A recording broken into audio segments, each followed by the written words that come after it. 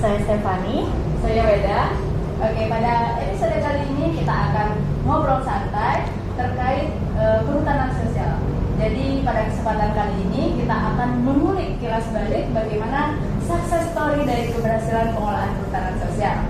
Tentunya pada hari ini kita telah kedatangan tamu yang sangat spesial, yaitu ada dua praktisi perhutanan sosial, yaitu yang pertama beliau adalah Bapak Dr. Insinyur Bambang Supriyanto MSc, dan saat ini beliau menjabat selaku analisis kebijakan utama gitu Bapak. Ahli utama.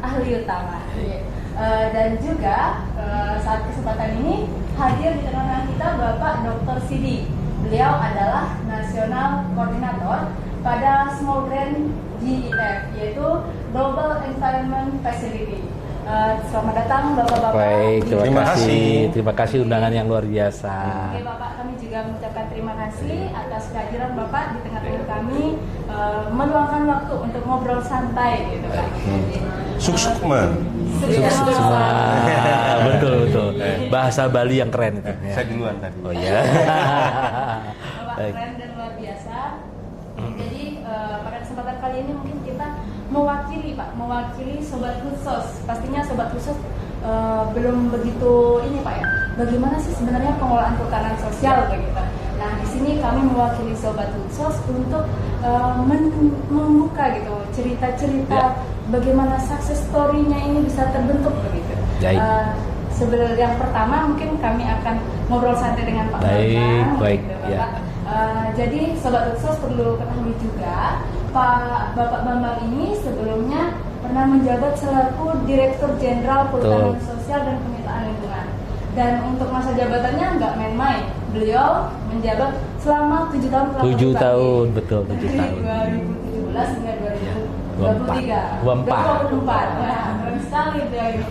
Nah, tentunya dengan perjalanan yang panjang, beliau pasti memiliki cerita dan pengalaman begitu Pak. Ya. Mungkin bisa diceritakan kepada kami Bapak bagaimana cerita dan pengalamannya. Jadi ketika Bapak Presiden dan Ibu Menteri menugaskan saya menjadi Direktur Jenderal Perhutanan Sosial dan Kemitraan Lingkungan tahun 2017, itu ada mandat yang luar biasa karena ada ketidakadilan akses dari 120 juta hektar hutan di Indonesia, itu 43 juta hektar itu diberikan kepada korporasi. Nah, sementara masyarakat hanya 400 ribu hektar, 96% banding 4%. Nah, sementara masyarakat yang tinggal di sekitar kawasan ada 25.863 desa. Itu ternyata 36,7% itu hidupnya di bawah garis kemiskinan. Karena apa? Akses kelola masyarakat untuk kawasan hutan itu tidak diberikan. Malah akses mereka itu ditumpangi dengan izin-izin tadi. Apakah BPPH gitu ya, yang dulu HPH atau HTI, atau untuk penggunaan lain. Nah, karena banyak klaim-klaim di masyarakat, dan itu sudah dipetakan, ada sekitar 12,7 juta hektar. Oleh karena itu, Bapak Presiden melalui Ibu Menteri dengan target reforma agraria, itu bisa nggak 12,7 juta hektar itu diberikan kepada masyarakat yang tinggal di sekitar kawasan hutan dalam bentuk kelompok perhutanan sosial atau masyarakat hukum adat ya, untuk mengelola hutan negara atau hutan adat. Tapi yang terpenting adalah prinsip pengelolaannya gitu ya, dia harus sinergi antara ekonomi, ekologi, dan sosial, yang tujuannya bagaimana mendongkrak tadi kesejahteraan gitu ya, masyarakat, mereka keluar dari angka kemiskinannya gitu. Tetapi juga mereka dapat menjaga hutannya gitu ya. Jadi kan tahu ya, ada 5 skema ya, ada namanya HKM, hutan kemasyarakatan, HD, hutan desa, kemitraan, kehutanan. Kemitraan itu kehutanan itu antara BPPH tadi dengan kelompok masyarakat, karena klaim-klaim masyarakat yang berada ada di kawasannya. Itu kan dalam bentuk kemitraan ya. Dan yang terakhir itu hutan adat dan hutan tanaman rakyat. Itu kurang lebihnya. Ya. Luar biasa ya Pak. Ternyata kalau kita melihat kembali ke belakang seperti itu Pak, perhutanan sosial ini ada karena untuk mengutamakan masyarakat Ya, seperti betul. Pak, ekonomi, Ya, ekologi dan sosial. Sesuai dengan namanya perhutanan sosial mungkin Sobat Hijau.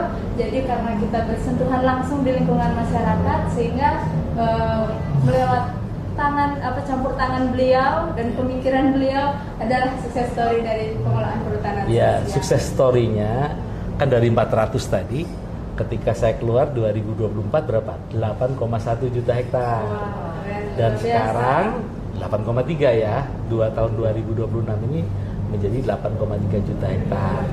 Dan termasuk di dalamnya yaitu untuk penetapan hutan adat. Ya, hutan adatnya kan ada 170 masyarakat hukum adat ya yang sudah mendapatkan SK perhutanan sosial. Luasnya 366 juta hektar, ribu hektar ya, 366 ribu hektar. Dan Bapak Menteri, Bapak Presiden sudah mengumumkan bahwa untuk masyarakat hukum adat, hutan adatnya harus dipercepat. Dan targetnya berapa? 1,4 juta hektar dalam 5 tahun ke depan. Itu sukses story-nya. Jadinya kalau sekarang Bapak mendengar perhutanan sosial, tentu pengalaman-pengalaman itu membuat semakin dekat di hati seperti itu, Pak, Betul. ya. Tidur pun jadi terbawa mimpi gitu ya. Bermimpi hutan. Ya, tapi yang terpenting sebenarnya kalau keadilannya sudah didapat, kan bagaimana masyarakat bertanggung jawab ya terhadap kawasan hutan yang dipercayakan oleh negara, kan gitu ya. Oleh karena itu perlu pendampingan, ya, pendampingan dari civil society, dari apakah LSM, penyuluh, perguruan tinggi, itu dalam kerangka bagaimana kearifan lokal itu ya dimanfaatkan supaya pengelolaan dengan 3 pilar tadi itu bisa apa istilahnya memajukan ekonominya, memajukan kerukunan masyarakatnya, memajukan untuk ekologinya juga, tutupan lahannya juga harus meningkat. Baik, luar biasa Pak, benar sekali. Jadi kalau kita berbicara perhutanan sosial, terkadang juga masih banyak yang menganggap apakah dengan persetujuan itu nanti malah ada Pembakaran hutan. liar Enggak. seperti itu Pak. Jadi kalau kita lihat sebetulnya kalau di PIAPS itu peta indikatif areal perhutanan sosial, kalau kita lihat yang dialokasikan itu adalah kawasan hutan yang ada kampung dan desa, itu yang pertama. Terus yang kedua, banyak juga ex HPH atau HTI yang sudah habis masa berlakunya, dari kondisinya sudah degraded. Jadi oleh karena itu dengan perhutanan sosial itu malah kita diminta untuk merehabilitasi kembali gitu ya, sehingga dengan pola agroforestry, dengan pola silvofisheries, dengan pola silvopastural ya, antara tanaman hutan dengan tanaman pertanian, tanaman hutan dengan perikanan, kemudian dengan ternak, itu kan dimungkinkan ya di dalam konteks tata kelola untuk pemulihan kawasan hutannya. Tapi tanaman hutannya ditanam ya, gitu ya. Itu kurang lebihnya. Nah, untuk merestorasi itu atau mengelola kawasan perhutanan sosial butuh investasi. Nah, investasinya itu bisa ya dari APBN, APBD atau bantuan luar negeri. Nah, inilah yang menjadi pekerjaannya Pak Dr. Sidi ini. Iya. Itu kurang lebih. Jadi sekarang kita mulai. Belum, dari tadi belum mulai. Iya. Yang ini belum mulai, jadi sekarang kita mulai sobat untuk mengenal lebih dalam lagi siapa Dr. Sidi. Ya. Silakan, Pak. Siapa saya ya? Iya, Ya. betul. Waduh. Siapa, Pak? Saya adalah bapak dari 2 orang anak. Enggak. Jadi gini, saya itu sebagai koordinator nasional buat sebuah program dunia ya. Jadi the Global Environmental Facilities Small Grant Program atau GFSCP. Jadi kalau headquarternya kami itu di New York, di US, dan ini ada sebuah skema pendanaan besar atau the Global Climate Fund, ya, di mana masing-masing negara itu mendapatkan porsi untuk melakukan pembangunan dari sisi lingkungan hidup dan penguatan ekonomi kemasyarakatan. Nah, kalau GF itu saat ini di bawah kelolanya, dulu di bawah KLHK ya, tapi karena sekarang sudah ada LH dan Kemenhub, jadi sekarang direct di bawahnya LH, Kementerian Lingkungan Hidup. Jadi ada dana GF itu kayak kalau pernah ke Jakarta naik busway, nah itu dana GF, itu yang dana-dana besar. Nah, itu komposisi dana hibah, donor ya, maksud dana hibah itu menjadi 3 kategori. Ada yang high value grant, yang besar-besar itu di bawah kendalinya kementerian, ada juga di Kemenhub, ada juga menerima dana hibah GF. Ada yang kategori medium grant, tapi itu juga upscale naik ke level kementerian. Nah, kalau saya mengelola direct untuk small grant-nya. Nah, small grant itu ada sebuah tadi program dunia yang worldwide ada di 127 negara, termasuk Indonesia. Nah, di Indonesia untuk small grant itu sudah berjalan dari tahun 97. Kalau dunia dari tahun 93. Nah, apa sih yang menjadi modalitas kita ya? Jadi modalitas kita itu sebagai donor ya. Fungsi kita sebagai donor, kita menyalurkan dana hibah besar yang ada di pot dunia itu kepada kelompok-kelompok. Kalau terhitung dari tahun 97, kami sudah menghibahkan di Indonesia sebesar 283 miliar rupiah. Dan itu mitra kita saat ini itu pelaksanaan teknisnya, kita tuh bekerja berdasarkan sebuah fase. Satu fase itu terdiri dari 4 tahun. Kalau terhitung sekarang kita tuh fase 7 tapi udah mau berakhir. Di mana mitra kita saat ini adalah UNDP. Mitra ya, mereka bukan affiliated lah, sebagai kita kan sama lembaga program dunia. Nah, kita menjalankan program-program terkait dengan environmental approach, termasuk program-program PS, perhutanan sosial kita juga banyak, termasuk di beberapa kawasan. Nah, kepada siapakah kita memberikan dana hibah ini? Yang mengajukan. Maksudnya besaran hibah yang mereka bisa ajukan itu sebesar $50.000, $50.000 terbesar ya. Nah, kalau di fase 7 sendiri yang telah menerima dana hibah kita itu sebanyak 86 kelompok yang tersebar ada sesuai dengan, kalian kan punya DAS ya di sini, kita juga bekerja sesuai dengan DAS. Jadi ada DAS Bodri, DAS Balantieng yang dari hulu hilir, pendekatan landscape seascape, jadi dari atas ke bawah. Nah, ada juga daerah yang SM Nantu yang di Gorontalo. Jadi bekerja dengan ekosistem yang ada di sana. Ada juga yang program kita terkait dengan kawasan pulau terkecil yang terluar di Saburajua.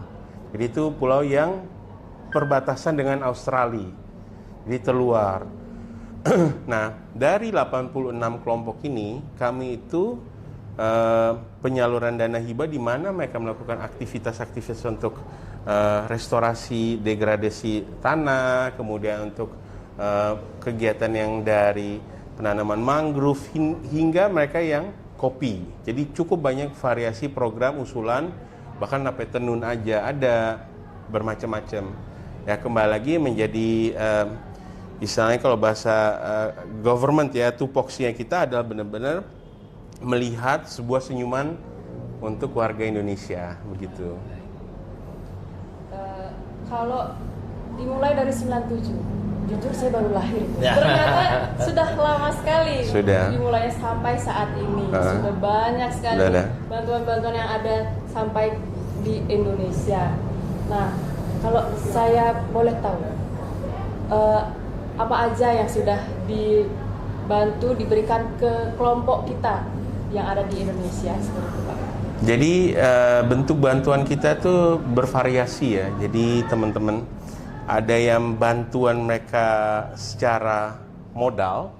Jadi itu kita tuh ada beberapa skenario ya. Yang satu kita mengisi dari sisi ketidakisian, paham nggak maksudnya? Ketika mereka mengajukan sebuah proposal, mereka memiliki sebuah inisiatif. Jadi kita mengisi di situ. di mana mereka mengeksplorasi apa bisa menjadi kekuatan mereka hingga menjadi sebuah produk turunan seperti ini. Ya, jadi ada yang bermacam-macam yang bisa menghasilkan komoditas, ada juga kelestarian pangan, ada juga yang HHBK, ada juga mereka yang membangun pikohidro, ada juga mereka restorasi mangrove, jadi cukup bervarian.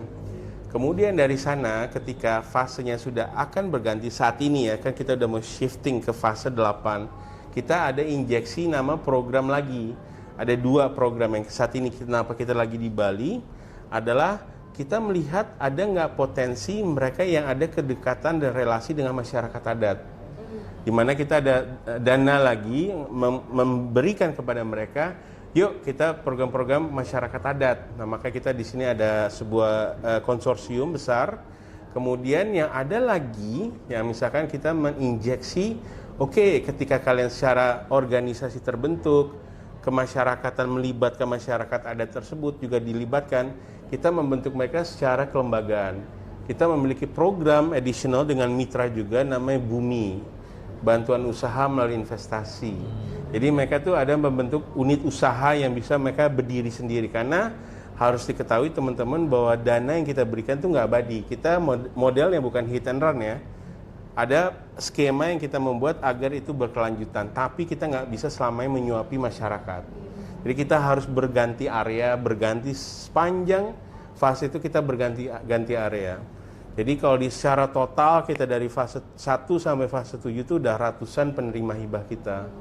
Kalau di fase 7 ini aja berapa rumah tangga yang kita sudah bantu secara rasional itu lebih dari 5.000 rumah tangga.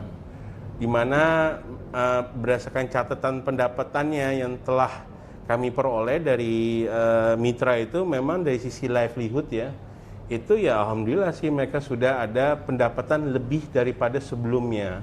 Dan itulah menjadi kebanggaan kami atas nama Indonesia melakukan sesuatu yang bisa mengangkat dari sisi kesejahteraan sosial masyarakat bersama. Gitu. Dari kelompok-kelompok yang akan dibentuk di yang ke-8 ini Pak, Pak Bambang, saya mau tanya, apakah sama Pak kelompoknya dengan kelompok PS yang kita kenal gitu? Jadi saya pernah bersama-sama dengan GF ini di Small Grant ya, program GF ini di beberapa lokasi, tidak hanya di Bali Nusa Tenggara, tapi ada juga di Sabu ya, Sabu, Bulukumba, Gorontalo. Intinya begini, ada overlap. Ada misalkan contoh yang di Nantu itu, yang di SP3 ya. SP3 di Bualemo. Itu adalah kelompok perhutanan sosial. Jadi demi air untuk menopang pertanian kakao dan kopi dan jenis yang lain, maka lokasi perhutanan sosial itu dijaga oleh masyarakatnya, gitu ya. Bahkan akhirnya dimanfaatkan untuk menopang pertaniannya. Jadi karena masyarakat sudah dipercaya, mereka jagain. Nah, infrastrukturnya yang bantuin ini nih, contohnya dari Small Grant GF ini untuk infrastruktur air ya, air. Itu yang sudah jadi contohnya. Kemudian masyarakat hukum adat di Kajang Amatoa itu di Sulawesi Selatan.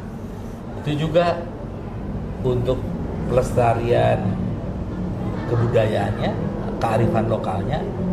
Tapi juga yang terpenting ada juga butuh ekonomi, tapi ekonomi yang hijau gitu ya. Nah, oleh karena itu sekali lagi bagaimana meningkatkan produktivitas berbasis pengetahuan lokal dan juga berbasis nilai tambah juga supaya dia sejahtera. Nah, itu infrastrukturnya juga dibantu dan juga ada KPS yang di Bulukumba yang dia tidak hanya mengembangkan kopinya tetapi juga untuk pengolahannya sehingga dia sampai ekspor Itu semua di lokasi-lokasi yang bersinggungan dengan PS. Tapi ada juga yang belum.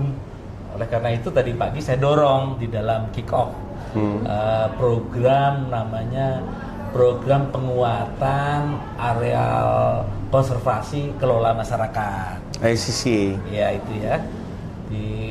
namanya ada working group indigenous community conserve area, ya gitu ya.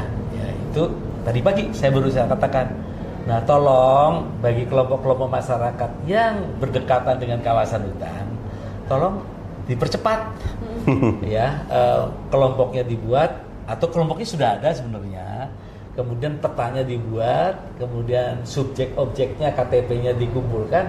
Tolong pendampingnya Small Grant ini mensubmit untuk mendapatkan SK persetujuan. Itu di Sabu Raijua ya, Raijua.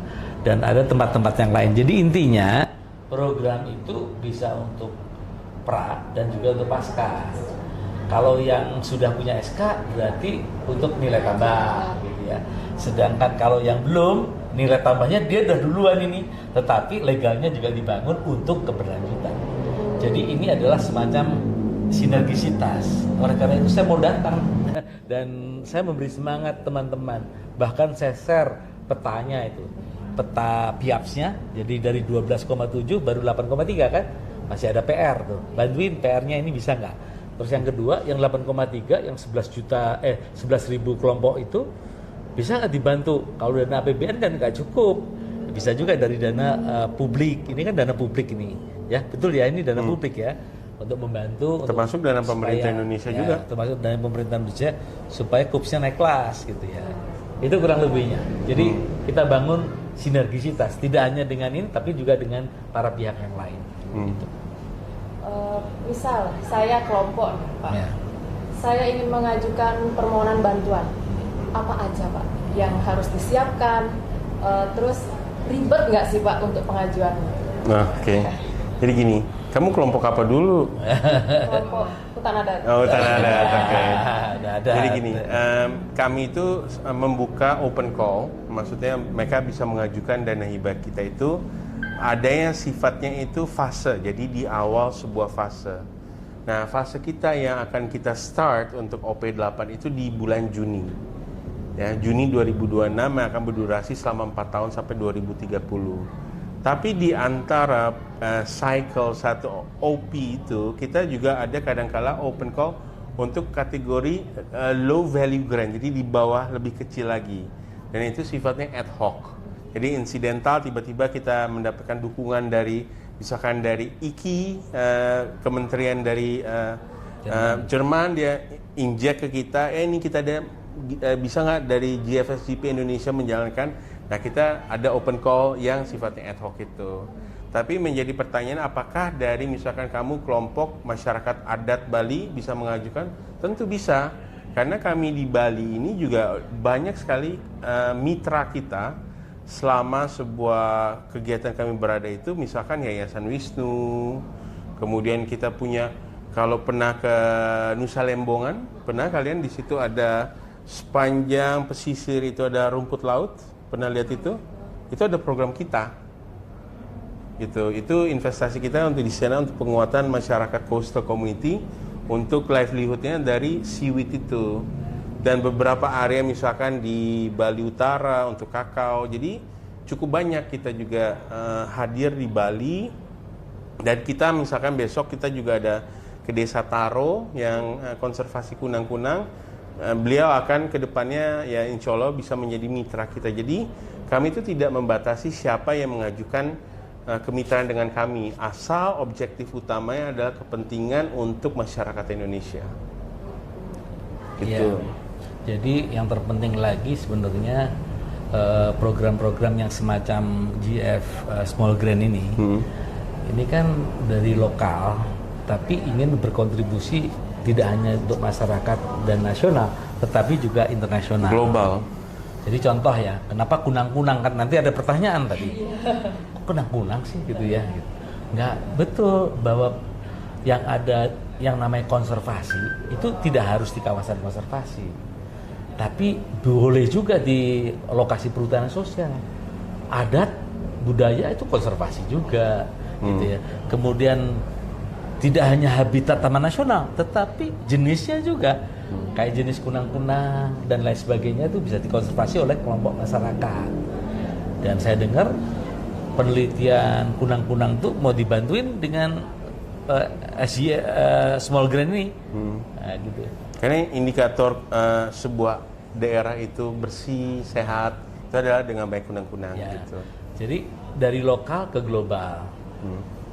Local kita tahu- action itu moto Ya. kita, local action, global impact. Impact.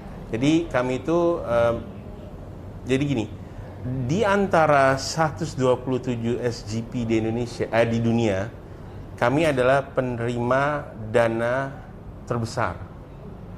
Kenapa? Karena ibaratnya kami itu di SGP itu ingin menjadikan sebuah indikator keberhasilan sebuah output program gitu. Dan mereka banyak merefleksi ke kita karena dari sisi historinya kita udah sangat lama, kemudian impact-nya nyata. Ada satu hal yang membuat kita juga sangat terfokus karena kami itu memiliki prinsip tidak meninggalkan siapapun di belakang. Jadi koridornya kita, kalau kenapa saya pakai pin ini, kita tuh koridor kita fokus kepada SDGs. Jadi itu menjadi apa KPI kita atau target pencapaian program. Misalkan kita melihat dari sisi keterlibatan perempuan. Jadi di goal gender ya, kita ada 38 kelompok perempuan yang kita support. Kemudian dari sisi misalkan kelompok masyarakat difabel, mohon maaf ya, mereka berkekurangan fisik, kita libatkan mereka juga. Misalkan kita ada program di Jawa Tengah, Dasbrode, di mana salah satunya pekerja untuk di sektor kopi turunan manufacturing itu adalah Mbak Maya. Mbak Maya ini difabel dan dia bisu tuli, dan sejak dia kecil dia dibully. Nah, ketika dilibatkan dalam program kami untuk memilah kopi biji merah, dia merasa dia dilibatkan sebagai masyarakat yang berguna. Nah, itulah yang menjadi keinginan kami bahwa masyarakat Indonesia adalah semua, tidak yang hanya kita yang memiliki kesempurnaan fisik, tapi semua. Inklusi ya. Inklusi. Nah, sehingga kami itu memang menyatakan diri kami sebagai lembaga donor katalisator Indonesia, katalis, di mana kita memang akan selalu ada sampai nafas terakhir untuk pembangunan Indonesia. Gitu. Ya. Jadi kembali lagi nambahin ya.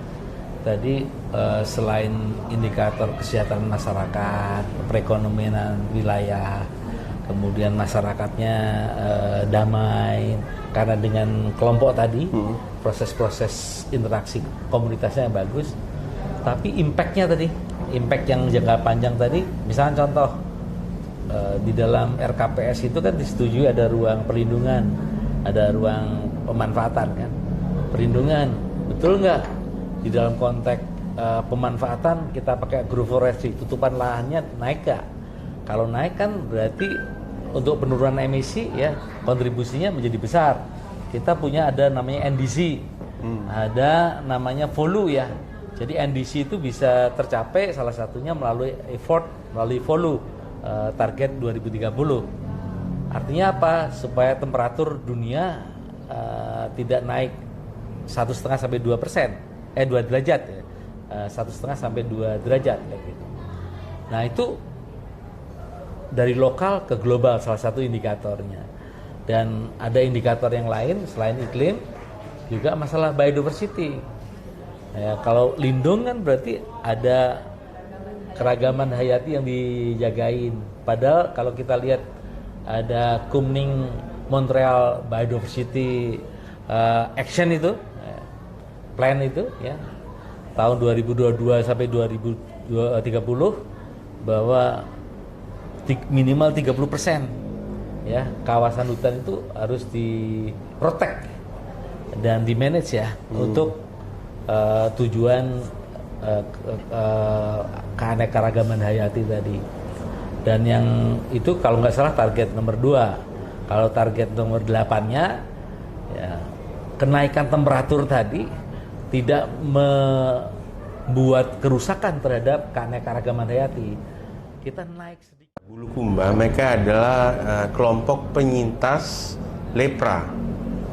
Jadi di mana dulu penyintas ya, maksudnya mereka sudah melalui Sudah sembuh. itu, sudah sembuh, dan sempat istilahnya mereka mendapatkan cibiran ya dari masyarakat, sempat dijauhkan, dan kami merangkul mereka gitu.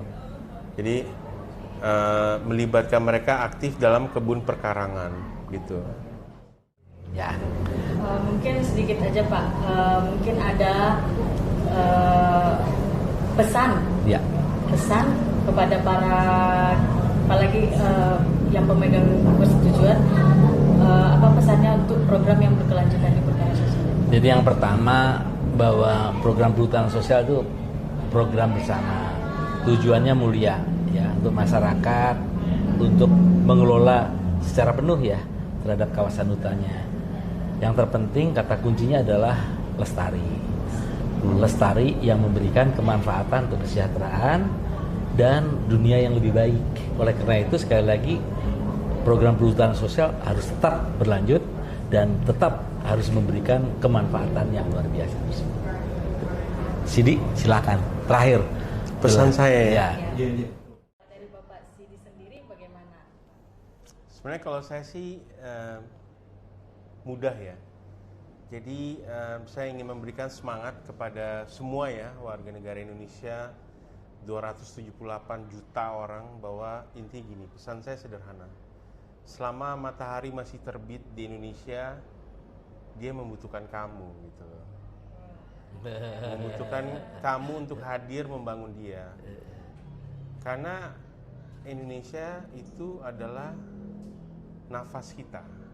Berarti nafas kita yang kita dapat dari Indonesia harus kita berikan secara terbaik. Jadi tetap semangat, berjuanglah untuk Indonesia dan rupa-rupa warnanya.